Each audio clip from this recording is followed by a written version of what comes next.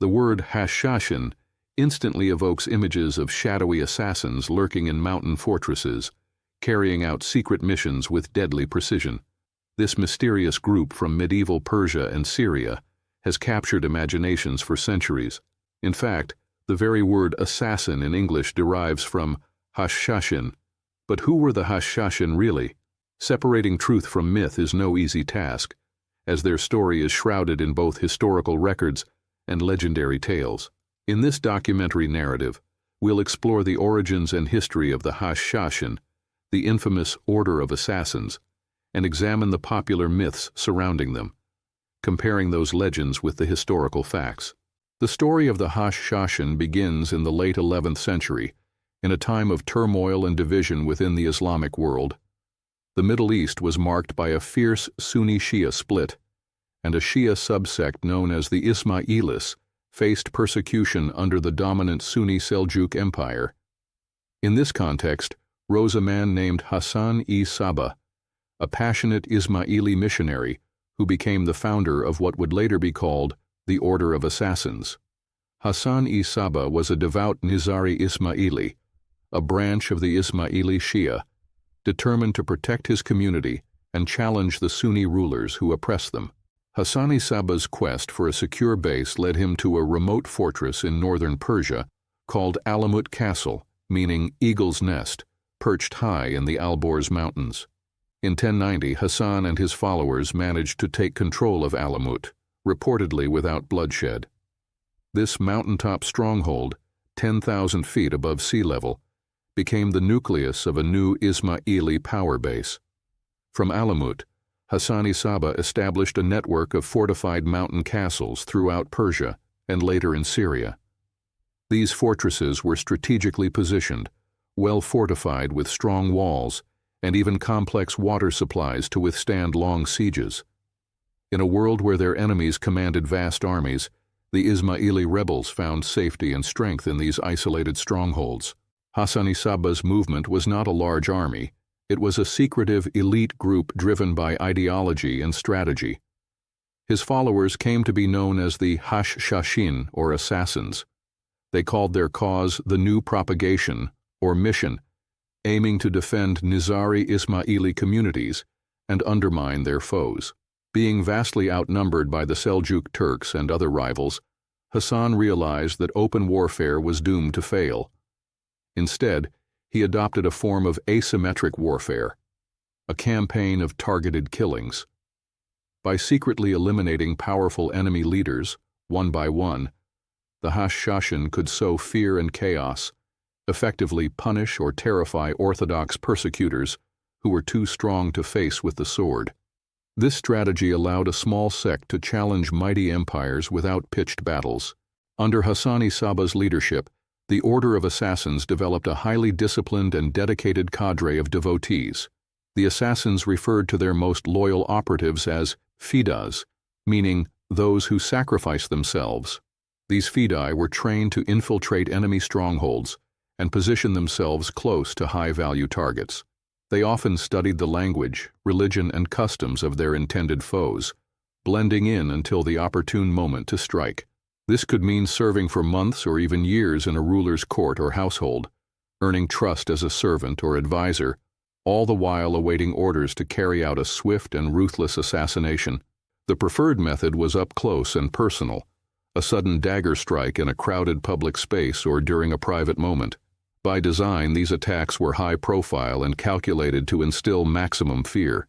Many of the killings occurred in broad daylight or in the heart of a victim's power base, such as at a mosque during Friday prayers, to send an unmistakable message.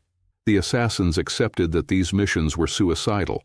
The assailant often would be killed on the spot by guards or angry crowds immediately after completing the deed. To the fidai, this was an honorable martyrdom in service of their cause.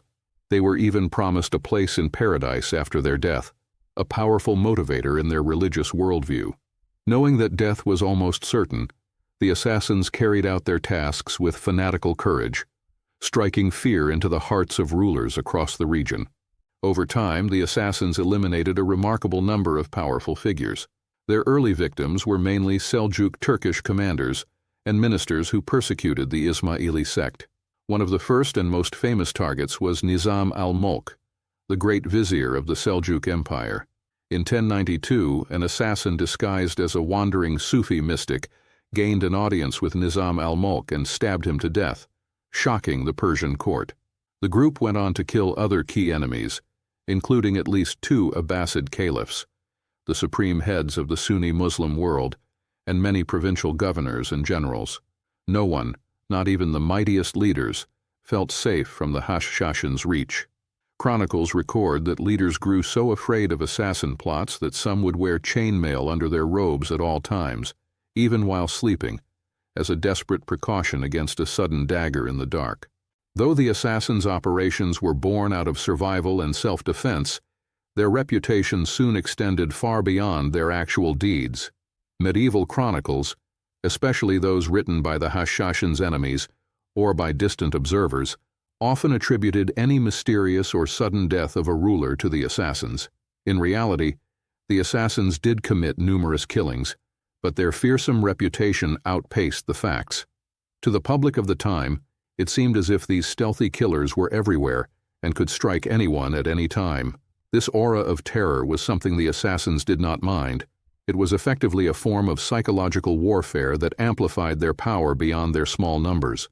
As the Hashshashin network expanded, they established a presence not only in Persia, modern Iran, but also in Syria. By the mid-12th century, they had captured several fortresses in Syria, such as Masyaf Castle, and made alliances or truces when useful. The Syrian branch of the assassins was led by figures like Rashid ad-Din Sinan, a charismatic leader whom the Crusaders later dubbed the Old Man of the Mountain. This title, Old Man of the Mountain, became famous in Western tales. It referred to the mysterious sheikh, elder, who commanded the assassins from his remote mountain stronghold. The Hashshashin did not only target Muslim leaders, they also had encounters with the Crusaders and other Christian figures. The Crusaders, who entered the Middle East during this era, at first knew little of the assassins and feared them as just another deadly force in an unfamiliar land. The first prominent European victim was Raymond II of Tripoli, a Christian count, who was stabbed to death by assassins in 1152. The assassins' involvement in regional politics sometimes even aligned with Crusader interests. At times, Crusader lords and the assassins struck pragmatic truces or exchanged gifts to avoid conflict with one another. One of the most famous incidents was the assassination of Conrad of Montferrat, the newly elected king of Jerusalem in 1192. Conrad was stabbed by 2 men who appeared to be Christian monks, but were in fact Hashashin agents in disguise. He died just days before he could be formally crowned.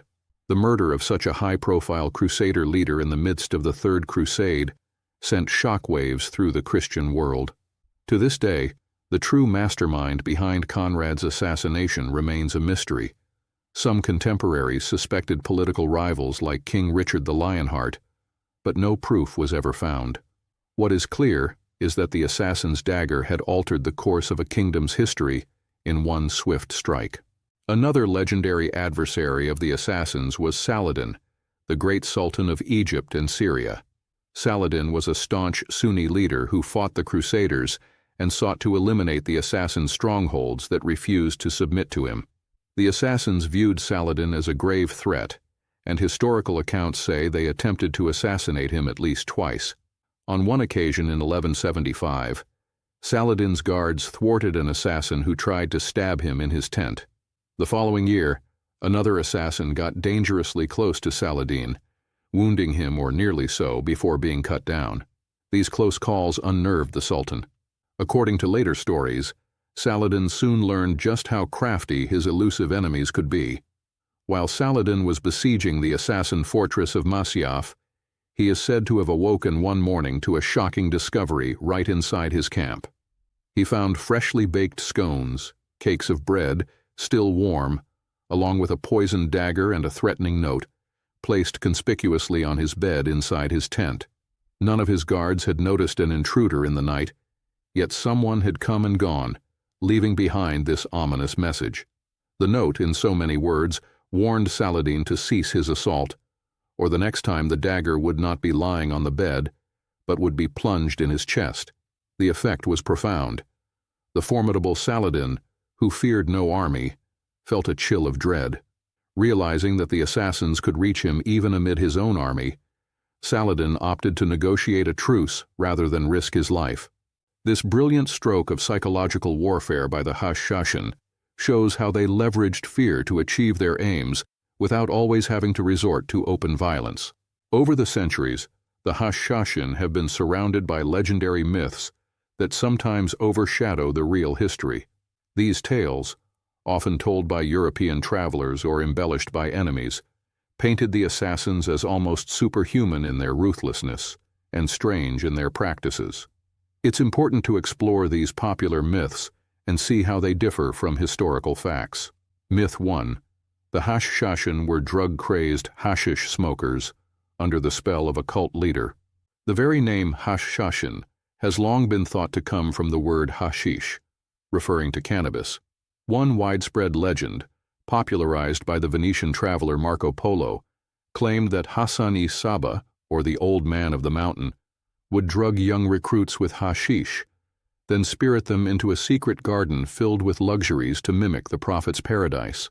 The story goes that these youths would awake in this fake paradise with fountains of wine, milk, honey, and beautiful houri maidens at their service, all just as described in the Quran's depiction of heaven. After indulging in this bliss, they were plucked from the garden and brought before Hassan.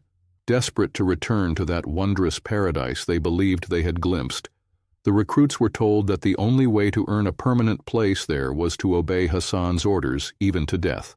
Thus motivated by a vision of heavenly reward, they would carry out assassinations without fear, even at the cost of their own lives. This dramatic tale certainly fired the imagination of medieval Europeans. It appears in Marco Polo's accounts and many subsequent stories. However, historical evidence suggests this is mostly a myth. Contemporary Muslim chroniclers never describe such fantastical paradise gardens or drug-induced obedience. These stories surface in outsider accounts and much later writings. In fact, the term Hashshashin was first used by the enemies of the sect as a derogatory insult as early as 1122. It likely meant hashish user in a figurative sense, similar to calling someone an outcast or rabble without any literal accusation of drug use. There is little evidence that the assassins actually used hashish as part of their training or missions. On the contrary, Hassan-i-Saba was known as a strict, pious Muslim who forbade intoxicants like wine, and by extension would disapprove of hashish, in line with Islamic teachings. As one historian notes, it is unlikely that the austere Hassan-i-Saba indulged personally in drug-taking. There is no mention of hashish in connection with the Persian assassins in their own records. The lurid details of drugged assassins in a make-believe paradise were probably fabrications or exaggerations by outside observers who struggled to explain the fanatical loyalty of the fidei. To Westerners unfamiliar with the deeply religious motivation of the Ismaili devotees, the hashish legend was an easy explanation. Surely, only magic potions could make men so fearless and obedient. In reality, the assassins' dedication came from their faith and training, not from narcotics. It's also worth noting that modern scholars have proposed alternative origins for the name assassin. Some argue it comes not from hashish at all, but perhaps from Arabic terms like asasiyun, meaning people faithful to the foundation, i.e., faithful to their cause. Others point to an Egyptian Arabic word Hashshashin, meaning noisy people or troublemakers, which could have been a slang for rabble-rousers.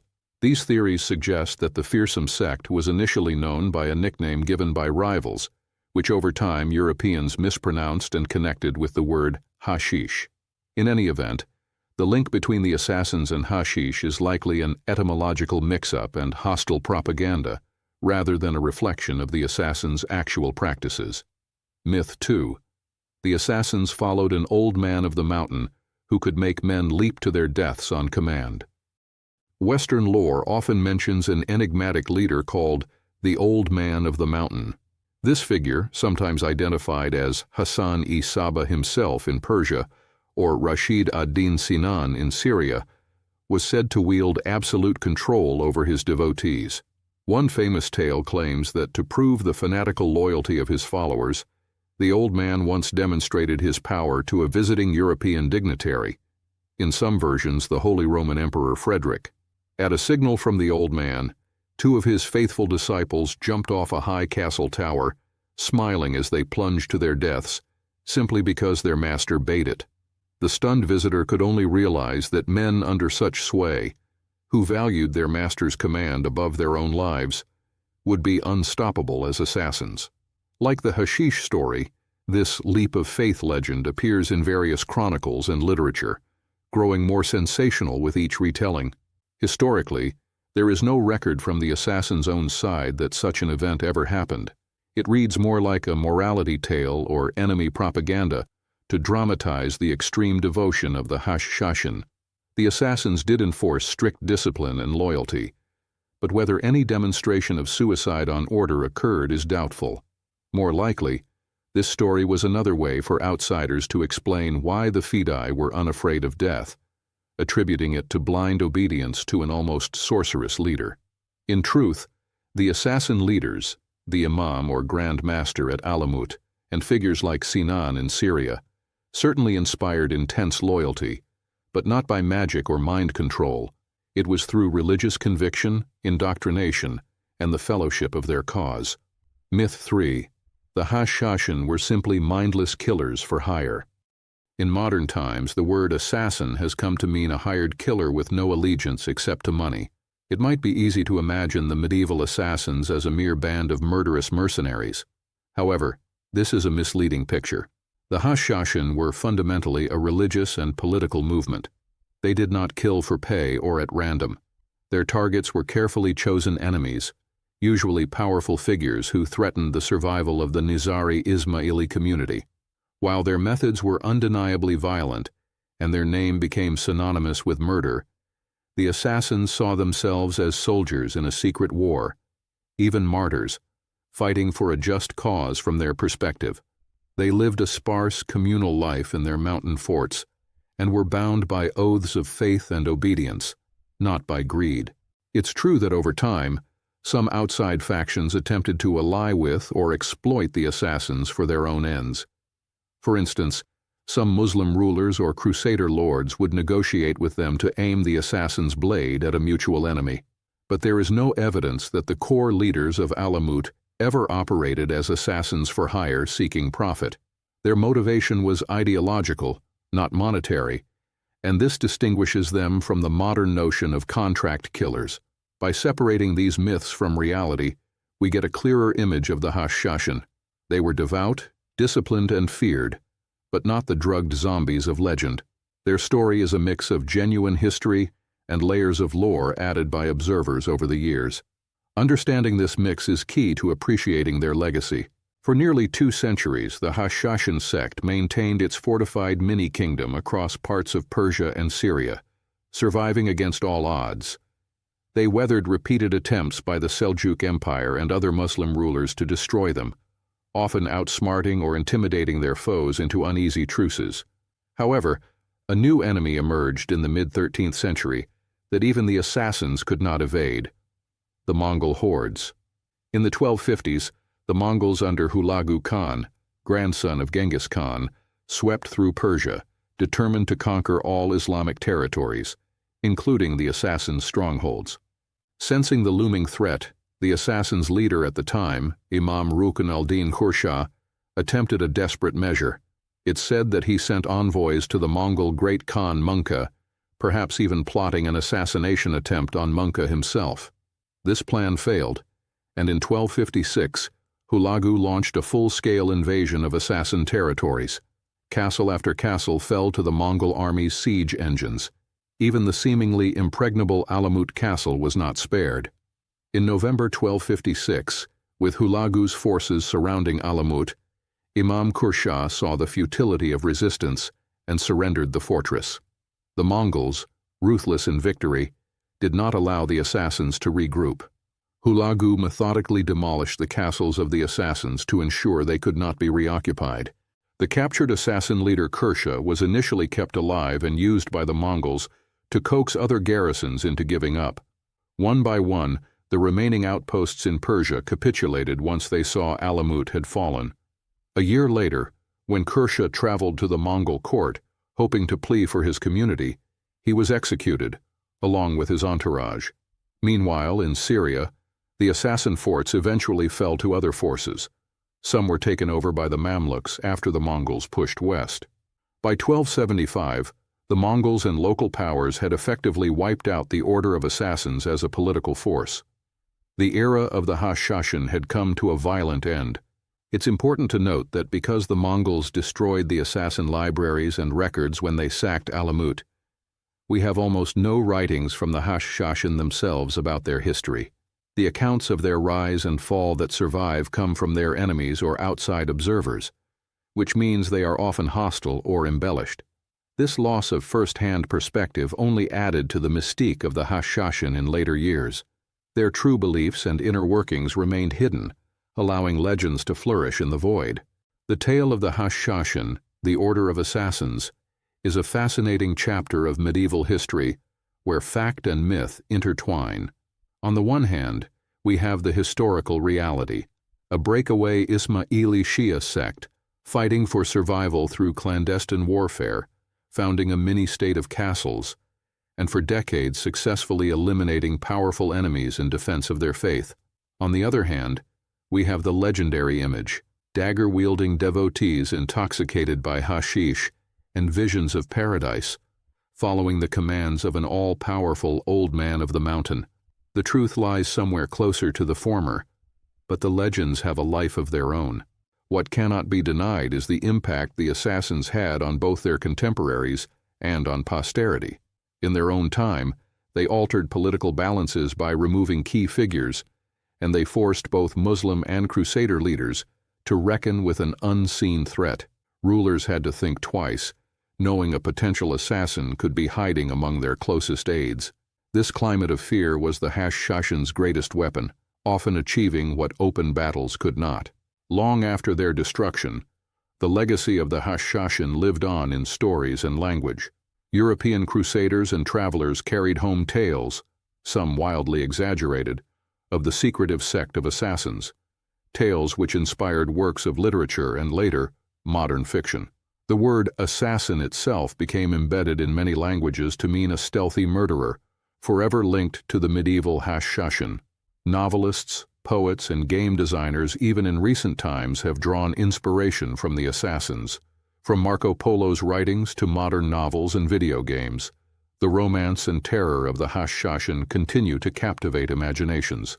Yet, beneath the fanciful legends, the real story of the Hashshashin is equally compelling. It is the story of a determined community that used ingenuity and daring to survive against far larger forces. It reminds us that in history, unconventional tactics can sometimes level the field against empires. It also shows how history can transform into myth, how a mix of fear, misunderstanding, and propaganda can create an image that persists long after the reality has faded. The Hashshashin exemplify this blend of fact and fable. Even today, they remain one of history's most intriguing mysteries, a subject of study, speculation, and storytelling. By examining both their origins and their legends, we gain insight not only into what they did, but also into how their memory was shaped by those who wrote about them. In the end, the Hashshashin leave us with a legacy layered in duality: devoted warriors or drugged killers, freedom-fighting sect or fanatical murderers. The interpretation has often depended on the narrator. What is clear, however, is that the Hashshashin were a product of their turbulent time, a time of religious schisms, persecution, and political intrigue. They were few in number, but their impact was outsized, thanks to the power of fear and faith.